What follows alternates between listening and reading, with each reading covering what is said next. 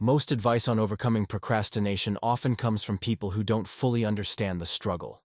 It's either overly gentle, just break things into smaller steps and be kind to yourself, or excessively harsh.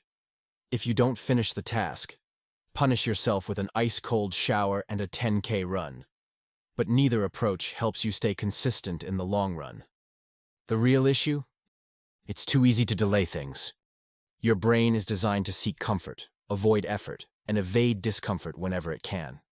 If there are no immediate consequences, you'll keep postponing tasks, telling yourself you'll handle them later. The problem isn't laziness, it's that delaying tasks doesn't feel like an issue in the moment. Unless you change that, procrastination will always win. Rather than trying to force motivation, the best solution isn't to increase your drive, it's to make putting things off so inconvenient, painful, and irritating that you do the work simply to avoid the discomfort. This is the trick most people miss. They fight against their own willpower, forgetting that willpower is unreliable. The key is to structure your environment so that procrastination feels worse than doing the task. The pain of delaying. Think about it. Most things you stick to aren't due to natural productivity.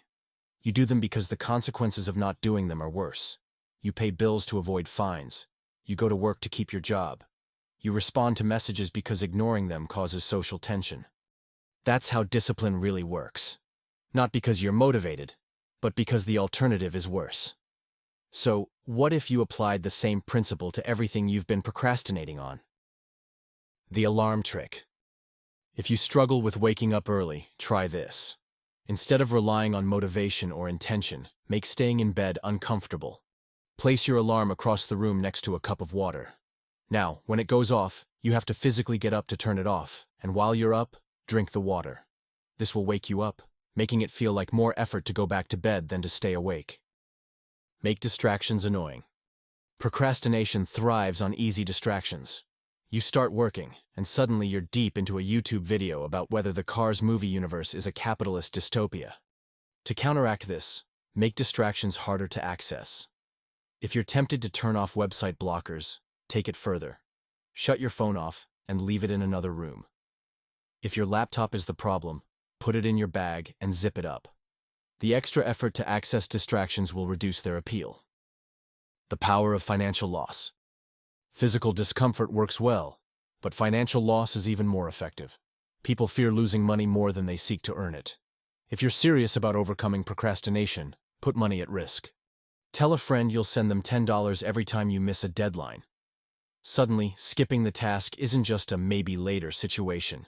It's a real loss.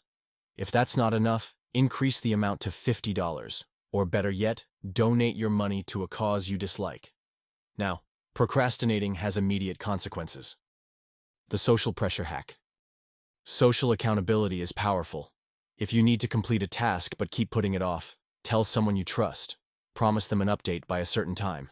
Now, procrastinating means letting them down, which adds social pressure. Accountability groups work because no one wants to be the person who fails. Knowing that someone else is aware of your goal makes it harder to procrastinate. Body doubling, the hidden productivity hack. Researchers found that just having someone around while you work can make you more productive. This is called body doubling, where the presence of another person helps boost focus and discipline.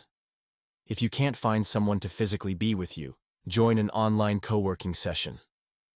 Knowing others are working alongside you increases your own productivity. Even something as simple as setting your phone wallpaper to remind you of your goal can make a difference. Studies show that people who do this are more likely to stay on track.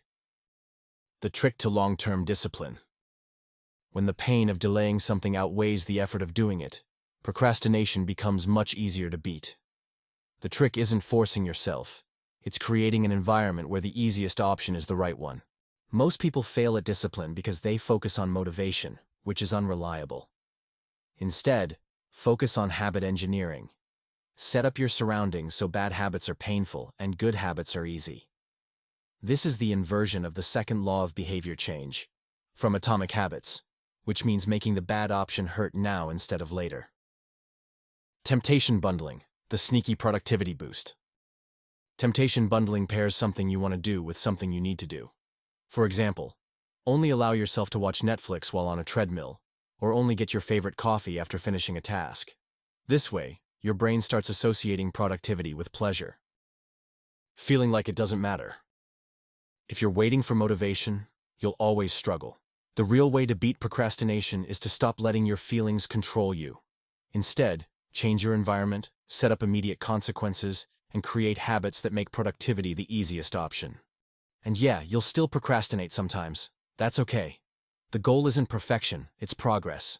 If you choose action over delay 8 out of 10 times, you're already ahead. No more delays, no more waiting for the right time. Just start and keep going.